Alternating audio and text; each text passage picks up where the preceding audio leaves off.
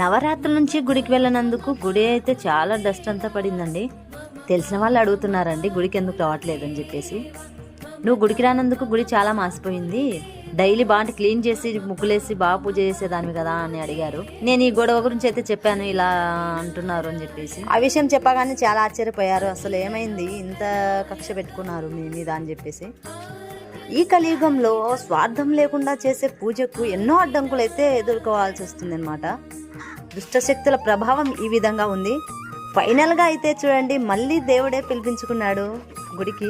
దాన ధర్మ charitable trust వారు కార్తీక మాసం పూజా కిట్స్ పంపించడం వల్ల నేను గుడికి రావడం మళ్ళీ స్టార్ట్ అయితే చేయడం జరిగింది. నిస్వార్థంగా గుడి దగ్గర సేవ చేసుకునే వారికి చేతనైతే సహాయం చేయండి, ఎంకరేజ్ చేయండి, కానీ డిస్కరేజ్ మాత్రం చేయొద్దు. బయటి వాళ్ళు ఎంకరేజ్ చేస్తున్నారు కానీ ఊర్లో వాళ్ళు మాత్రం ఎంకరేజ్ చేయడం లేదండి.